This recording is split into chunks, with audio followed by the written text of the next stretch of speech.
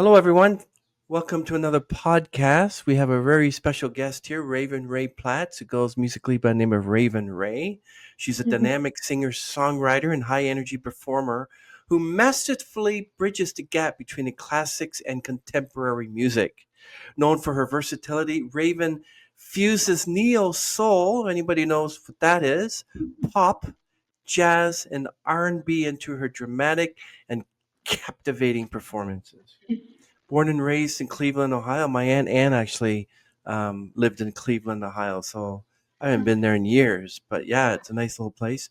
Raven's musical journey began in the church. Her talent caught the eye of notable gospel singer Kelly Chapman, who mentored her and featured her on the album Great Is Your Grace. At just 10 years old, recognizing her potential, Chapman helped Raven secure an audition at the Cleveland School of the Arts, where she trained under Dr. William B. Woods. Raven's talent flourished as she performed with the R. Nathaniel Dett Choir and Jazz Art Ensemble. Very impressive. And later pursued musical theater at Columbia College Chicago.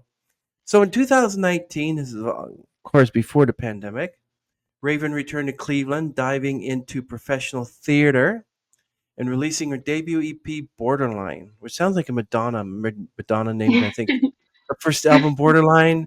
Oh wow! Publishing, I didn't. copyright. No. Now, Borderline, which candidly chronicled her love life and mental health journey, which is very important. The album aimed to raise awareness and challenge stereotypes about mental health in the African American community. Raven's second album, Metamorphosis, released in September 2020 during the pandemic, which is amazing. It explored themes of self care, spirituality, and personal evolution, which was very important during those times, and self reflection. And her third EP, Believe in Love, released in June 2021, delved into self love, manifestation, and glimpses of her love life. In October 2023, Raven released her debut musical memoir, Butterfly Language, which I'd like to talk about at some point, followed by her fourth album, Discover Me, in November 2024. Everything will be linked down below. I hope that you will give a chance to, listen to her albums and follow her. Thank you for being here, Raven-Rae. Really happy to meet you. Yes, you too. Thank you so much for having me. I'm glad to be here. You're very welcome. Uh, Mhm. Raven, can you tell us about your journey into music and what inspired you to become an artist? Oh, I started singing when I was 4, actually.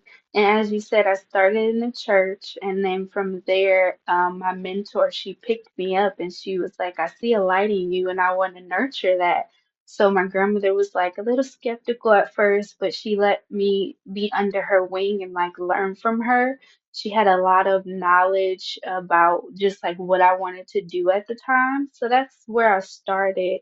And then from there, I went to an art school and I got nurtured like very, very, very deeply. We were in middle school singing with college students and singing opera and singing classical music. So we were trained like to sing everything. So it all just started there, like my love for music, just to um, give you a little spiel. Do you remember who were the very first groups or boy bands or female singers that you loved to listen to back then? Yeah, definitely Alicia Keys. I loved Mhm. Justin Bieber, and I was a musical theater kid, so I loved High School Musical. What kind of musical theater did you do? Can you give us a name of a few of those Yeah, plays? I did Dream Girls. I did what's called Black Nativity. It's like a retelling of the Nativity and Christmas story. I've done um it was like a cabaret called Black Noir. I just really love musical theater. That was like just my thing growing up, and then funneled into how I wrote music as well, like very dramatic and very storytelling, and yeah, so that's like one of my first loves. Do you think your upbringing in Cleveland influenced your musical style and career? Mm. Um, Yeah, definitely. I think so. It's kind of like a melting pot here. It's like almost like a little New York, almost. So it's kind of like a lot of culture and musical influences around and arts influences as well, not just music. So I think the whole expansion of art in Cleveland is what really inspires me the most and inspired me growing up. Yeah, just like walking down the street and seeing murals or people being artistic and creative and cultivating their craft, that's like what inspired me a lot. So yeah, I think my hometown definitely, nurtured me into who I am. Especially when you were probably a young girl, you were being mentored and treated Yeah. properly back then, and you weren't like bullied and gone with mean girls and all that in school. Yeah, yeah, somewhat. I did go through a little bit of bullying, unfortunately, but that was mostly linked to like my illness and kids not understanding, kids being mean. But music was always like that thing that I could, it was kind of like a siren type thing, like a mermaid. Like I could sing and people would be quiet. People would leave me alone. People would listen. So it was always like that. Did you have some close girlfriends and a clique to hang out with people that, Oh especially of your yeah. age? Yeah.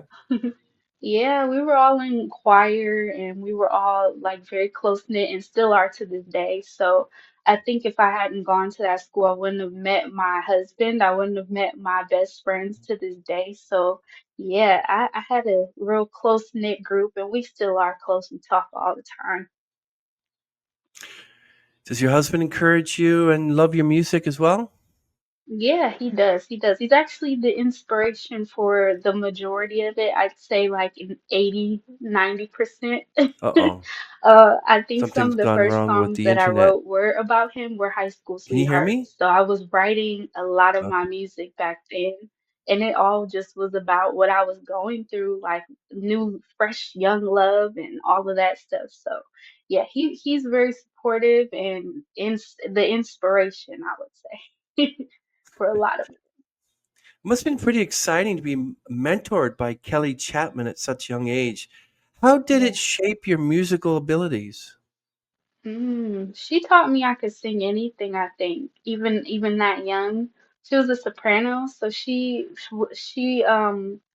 was using her gift in ways that I hadn't heard it personally, like up close. So I really just got to see that like you can sing anything you want and that nurtured me into the singer and songwriter and performer I am today. She was also writing all of her own music and producing it and I just like really got inspiration from that. But singing with her I think was just like the kickoff because she was the first one to pay me for singing and she was the first one to put money in my pocket and show me that this is how it's supposed to be. It's a transaction like but you're also supposed to give your gift freely and give it, without money, but she just taught me that, your gift is precious and you work hard to upkeep it. So, you don't just you treat it with kindness and you expect kindness in return. Do you know what your vocal range is? I actually don't. I used to, but it changes, it fluctuates so much. But I have some whistle notes. So I don't know if you've heard of Minnie Riperton or Mariah Carey or Whitney Houston. I do a lot of Whitney belts and then a lot of Minnie Riperton's, like some of her lower whistle notes. So, how did your training at Cleveland School of the Arts contribute to your development as an artist? Mm, I would say all thanks to my teacher, Dr. Woods. He was like from seventh grade till 12th grade, I got to be under him and study under him. And he just like was always another person who was like, you guys, you can sing anything. And he cross-trained us in everything. So when I tell you we were going from jazz to opera to classical to choral arrangements to soul, it was like we were singing everything and we were kids, but it was like it was definitely important, I think, for how my voice is today because I can sing anything with confidence it actually sound like the style of music that it's supposed to sound like. I think a lot of singers, they kind of bounce between genres and, fuse stuff together, but I've heard a lot of pop opera where it's like they try to make the opera sound pop, or they just don't have that vocal thing, I guess. But it's a lot of people in the world who are cross trained like that, and it's just so cool to me.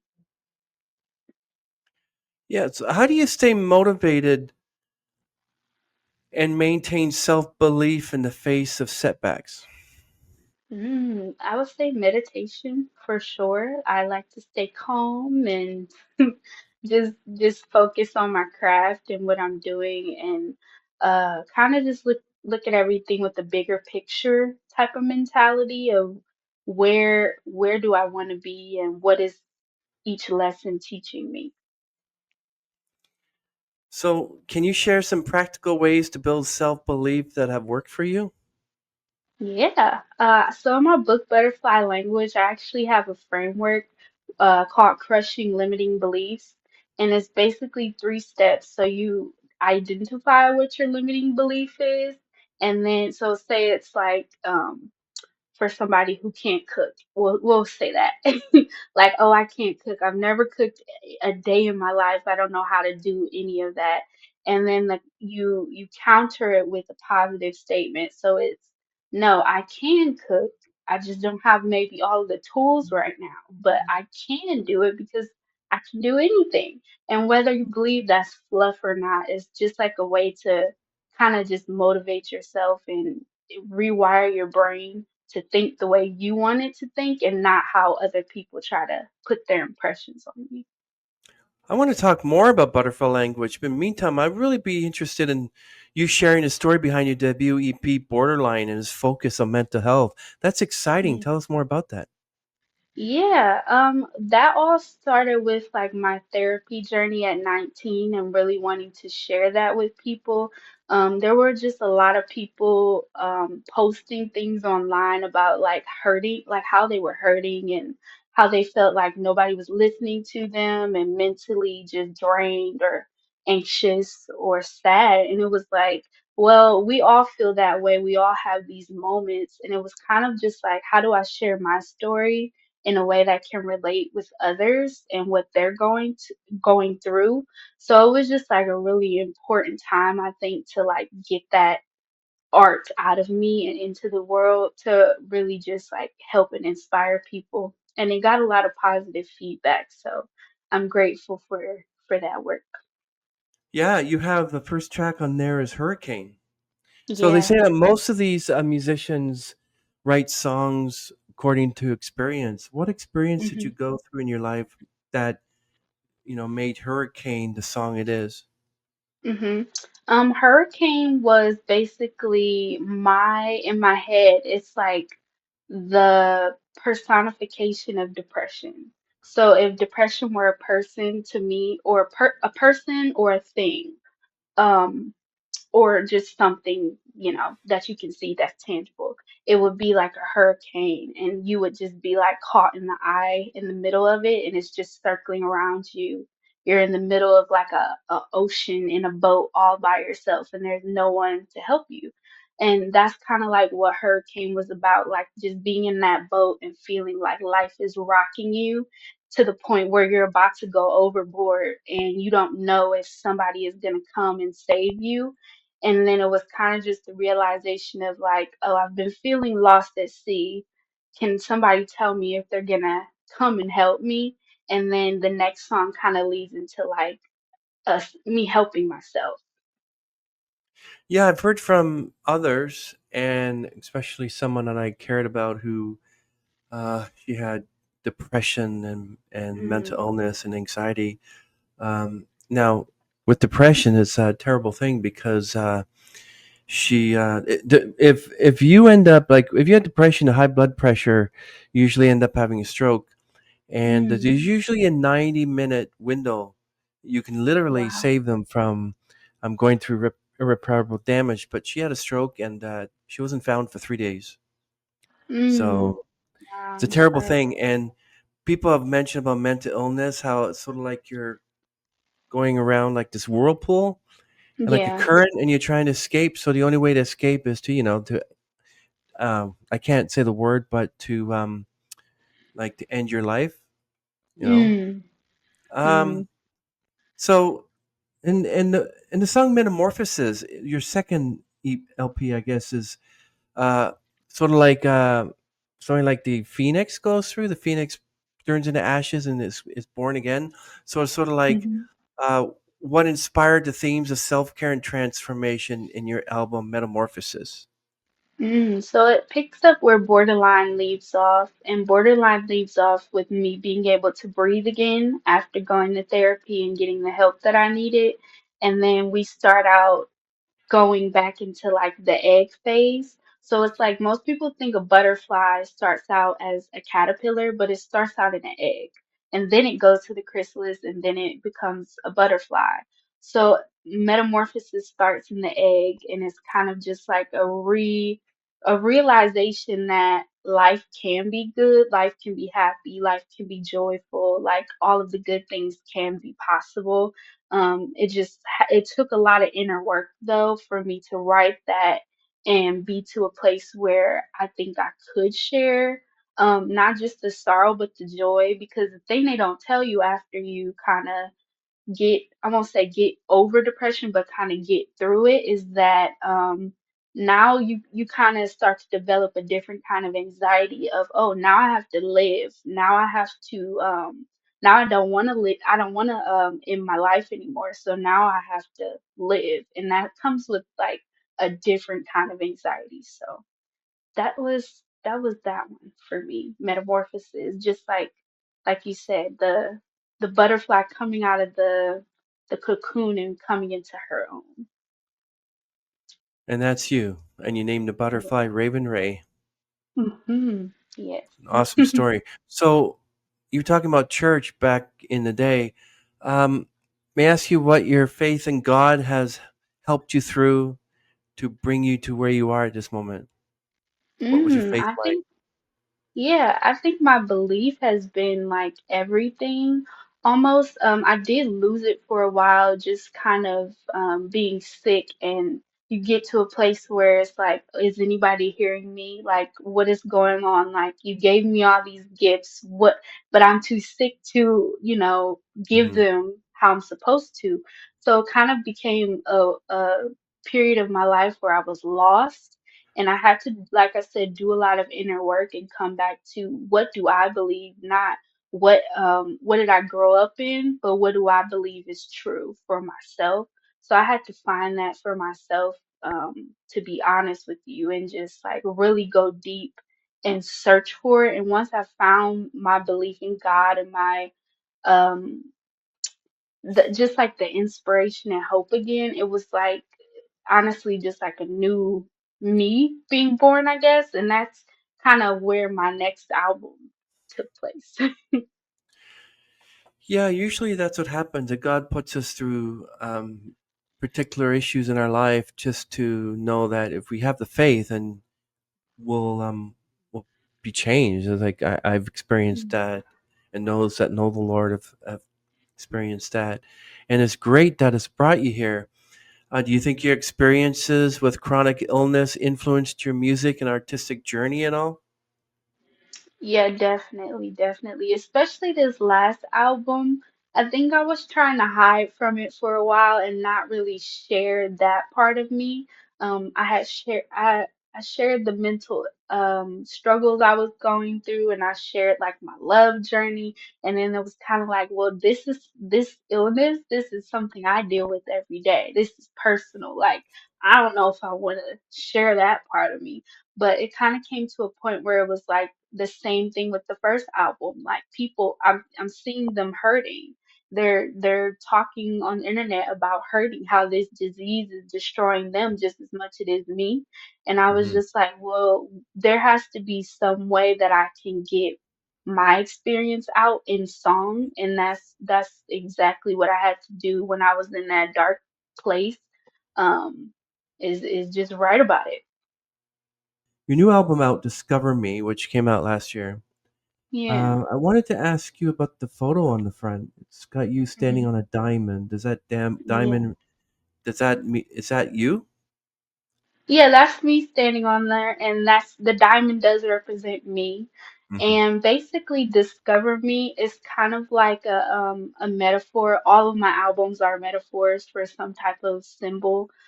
So the diamond to me, it just represents like the discovery of like literally that saying like we're all a diamond in the rough, but you have to find and you have to mine for it. You have to look for that the goodness of like who you truly are when life gets dark. You have to like have that light somewhere. So the diamond symbol just kind of came from like after I've been through all of this hurt, this sadness, this pain, who have I become? Who have I, you could say metamorphosized into again?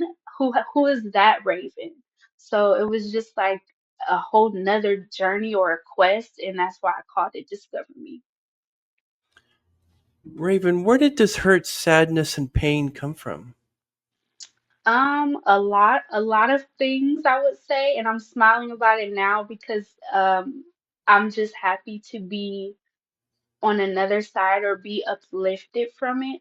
But there was just like a lot that happened in my life, I would say, that I refused to become a victim to, but just death, grief, sadness, the loss of my mother, um Mm. My chronic condolences. chronic illness, thank you, multiple surgeries and Mm.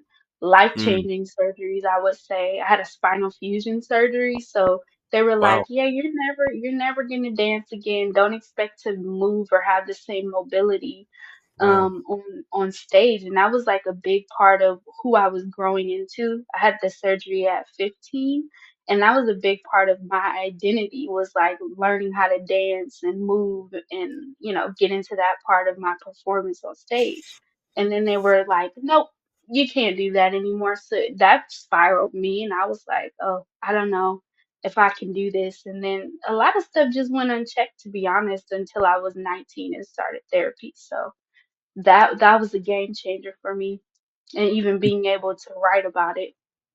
did you ever think you were going to reach that moment that this is it? I'm going to unalive myself.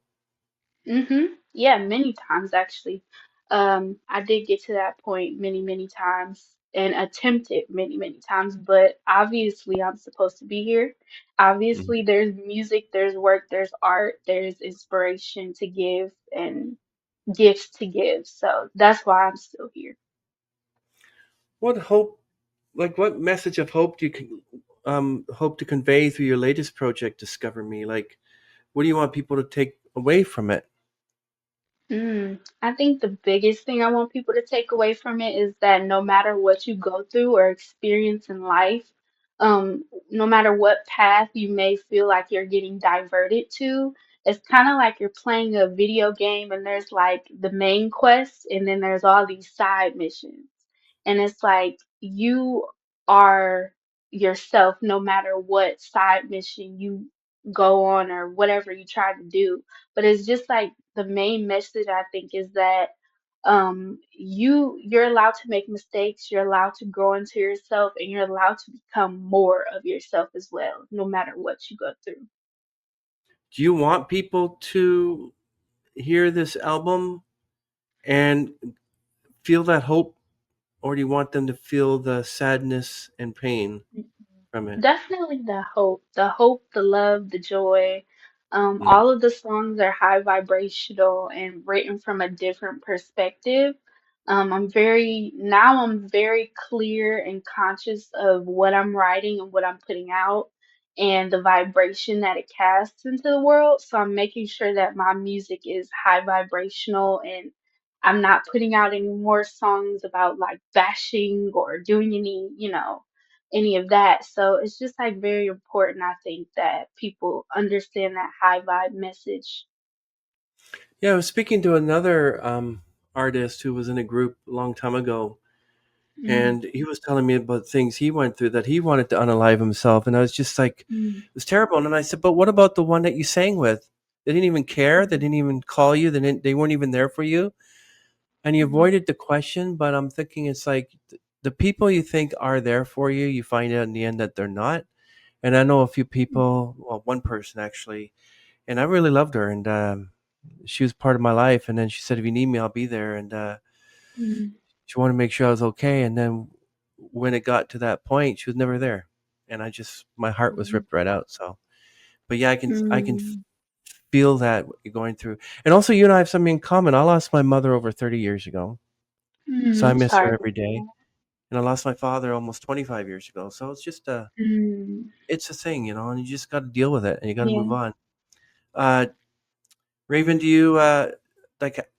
So how do you balance your music career or your music and your advocacy for wellness and empowerment? How do you balance those? Mm. I had to fuse them together, actually. I tried to have them be two separate things, and it got to a point where it was like, no, the message can coexist in one space, and it doesn't have to like be separate anymore. So I put it into my merch. I put it into my other side businesses that still intersect with my music. I just put it into everything, to be honest, and I just think wellness is very important. I'm a living example of it. Mhm, So I just try to be that, not I don't really try to be that example for people. I really just try to inspire them to take action. mhm. So I think there's a difference between wanting to be somebody's superhero and then just wanting them to take action. Yeah, and talking about inspiration, how do you approach songwriting, and what would exactly inspire your lyrics? Your sadness and your pain, and just life experiences? Everything, literally everything inspires my music. I think I approach my songwriting from a perspective of like, what am I going through? What have I been through? But then what do I want to go through as well? Like, a lot of it is talking about optimism and hope, and then a lot of it is also just talking about if you're here or you're like at a low level, how do we get up here? Like, what are Mhm. the feelings, the thoughts, the actions that like you can use to get you up there. And it's like a lot to talk about in a song, but it works out for me. So I just roll with it. Yeah, I can imagine being the phoenix that you are in the diamond. Thank Uh, so can you tell us about a memorable performance and what it meant to you? you. Let's see. One of my favorite performances was I hadn't performed for a while because I think it was COVID, so there wasn't a lot of anything happening. Hmm. But right before COVID, I did Dreamgirls, and I don't know if you know the plot of Dreamgirls, but there's three of them. There's uh the youngest, I played the youngest, then there's Effie, then there's Dina.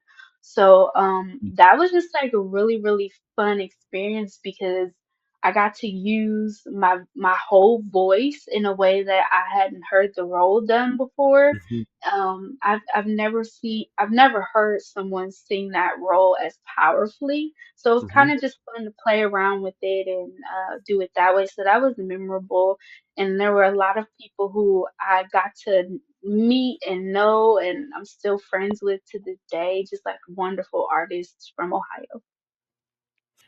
So when you did a live show, I don't know if you still do them now, but how did you prepare for them, and what do you enjoy most about performing? Oh, that's a good question. So I like to meditate. I like to get my mind like centered and focused. Usually I'll say like a prayer, and this is like really good if there's any musicians or performers listening, but I'll say like a prayer and I'll just like ask for God to center me and then work through me and use me as a vessel for whatever the crowd needs. I talk during my shows, so sometimes I like to talk about something that's inspiring or motivational in between the songs. So I just kind of ask, like, work through me, speak through me. Even when I do interviews, I'm like, work through me, speak through me. Let what Mhm. needs to be said be said. So, or sang. I do that, and then I stretch. I get ready, make sure my body is good to, because I do a Hmm. lot of dancing in my sets. So I just try to be as centered as I can, and I also ask to keep my mind sharp so I don't forget lyrics and all of that stuff. So yeah, but it all really starts in the practice phase of everything for how strong the performance can be. How do you see your music evolving in the future? Eventually, I would like to have an album in every genre that I can possibly think of. Even opera? Yes, yes. Really? Opera, musical theater. Yep, Wow. I would love to write an opera and write a show that I was I just can thinking that. perform Yeah. with the orchestra. Yeah, I would love Yeah. to do that. And then I also want to get into not only being on Broadway and getting my EGOT, but I also really want to write a show, a musical. I want to write a play. There's like a lot I want to do that I can totally see, but definitely an album in every genre before I'm out Yeah, of here. that's true. So, how do you stay connected with your fans and community? What are the things that you do? So I have a community called the Butterfly Garden, and it's fairly new, but Mm. in there I'm just posting like little inspiration tidbits and some behind the scenes clips and stuff that I don't post on my main pages and stuff, just to connect with people who want to get a little bit more behind the scenes and in depth with what I do. And then there's my YouTube and my Facebook. I love Facebook, so yeah. So, if an aspiring artist who were trying to navigate their own journeys walked up to you and said, "I want to do what you do, Raven," what advice would you give them? Do it. Do it all. Don't be afraid and just whatever you get the inspiration to do, do it. Learn as much as you can. There's so much information out there, and a lot of people think you have to pay for things, and that's why they don't get started. But there's like so much free information and resources out there. So I would just say do that. Just do it. I remember an artist I asked the same question. They go, "Don't." Wow. Yeah, no. I think if you have a desire in your heart to do something, you should do it. Because I don't think things are planted for no reason. I think you're even if it's just one song that you want to share with people, I think that's still important. And you never know who it can affect or touch or inspire to do something else, and it'd be a snowball effect. Okay, let's put a scenario here. What if there's a music artist manager out there who has one of them who's managing one of the top artists in the industry, in the music industry? Hmm. Now they're contacting you, and who is that artist? And they said they want to collaborate with you. Who would it be? Ooh, Justin Bieber. Oh, really? Justin Bieber. Yep. I am a believer. Belieber. I used to be a believer. Yes. Wow, real Yes. Justin Bieber. Amazing. I, Yeah. Yeah. nobody's ever mentioned that. You're the only one who's ever mentioned that. Oh, wow. Wow. And if I could bring someone back from the dead, it would be Yeah, Whitney Houston. Yeah. I would collab that's with very her and Luther Vandross. Yep. that's yeah, yeah, that's very admirable. Um, yes, I'm really looking forward to talking about butterfly language. So, can you describe the concept of butterfly language and its significance in your work? Like, what inspired that? Yeah, Butterfly Language is like a culmination of all of my albums of 1 through 3. And it kind of just tells the stories behind them, the inspiration behind them, but in a format that's like a self-help book. So I call it a self-help musical memoir. Hmm. And I actually have my music in the book so the reader can scan a QR code and you can listen to the song as you're reading. Mm. But there's a lot of just like frameworks in the book. It's really more of a self-help book or personal development type book Mhm. to help people really like up level their wellness in a way that like combines music and therapy. Yeah, and when we post your episode, everything will link down below in the description, including your website, which has your music, the Thank you. albums, and a butterfly language with which they can get. Um, Raven, how do you integrate music, meditation, personal growth in your performances and writings? How do you do that? That's a like wow. Um, I don't know. To be honest, I just kind of let things flow through me. To be honest, like I think I was given the vision to use my voice and not just singing, but my whole voice. I have a lot to say, a lot to uplift people in a way that I haven't been uplifted personally, and I think people deserve that. People need it. People are like literally hungry for it. So I just try to be that place, I think, with my art is just like this is a safe place. So yeah, I just let it flow through me. And do you think there'll be a follow up to that butterfly language part two? Yes, actually. I'm working on a second book. It's a little bit different, but it's actually called Wellness in the Workplace, and it's butterfly language for the corporate professional.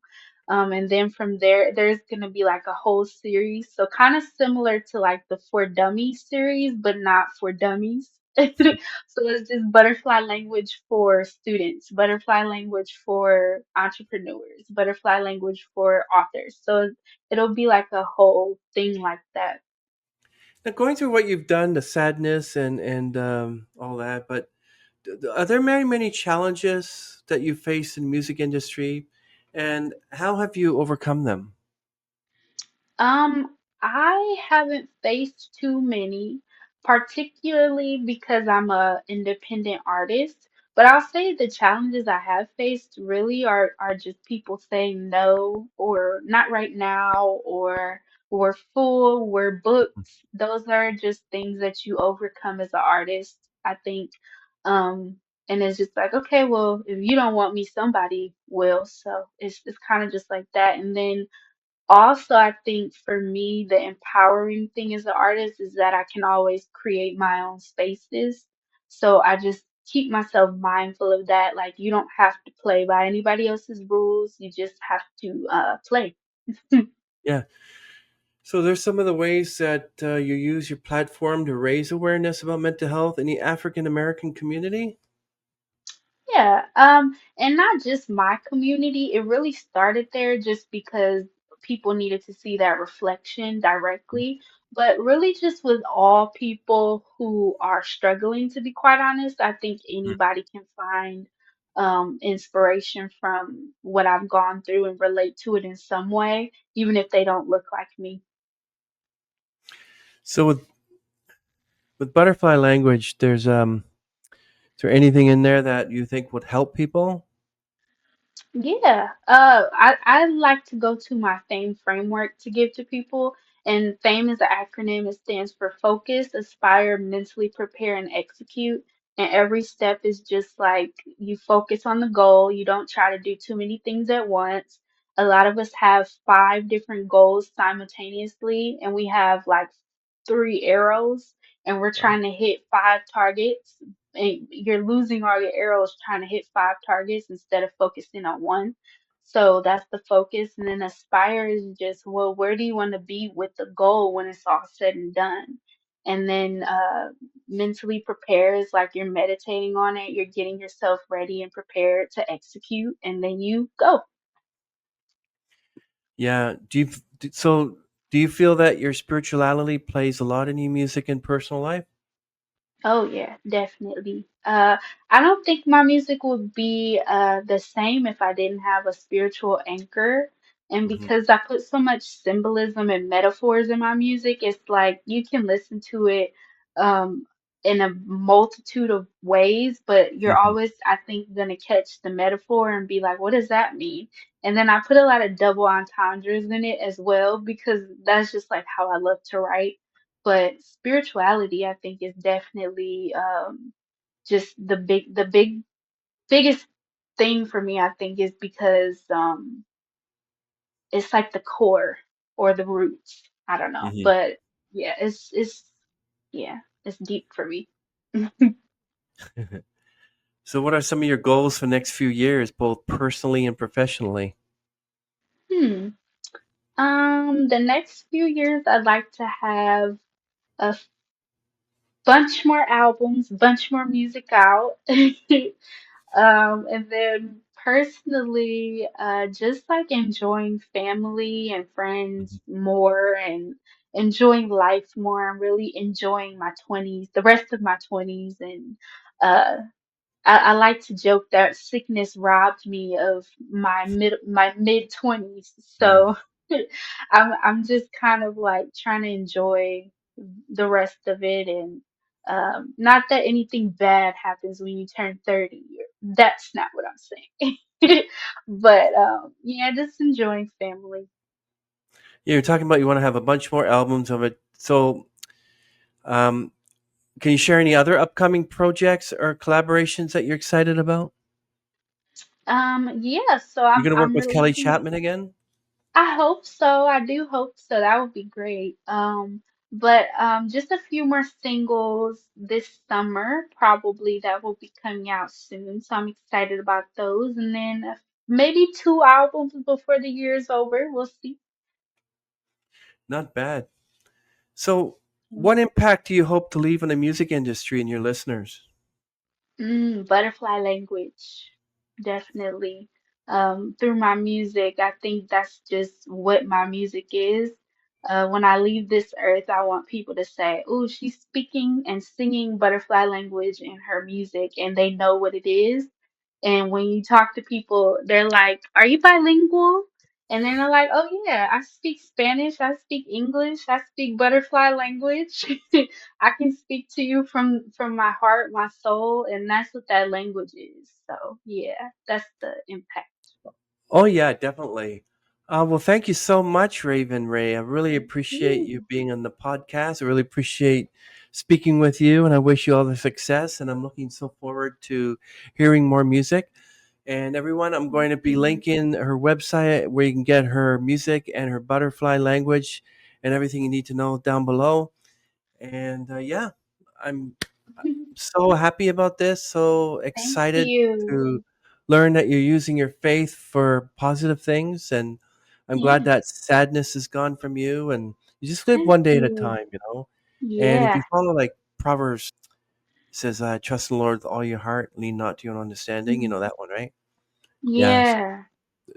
Proverbs 3, 5, 6 says really, it's a really good scripture. Okay, everyone. Wait right there, Raven. Mhm. Thank you, everyone. We're going to end this stream. Thank you so much for watching.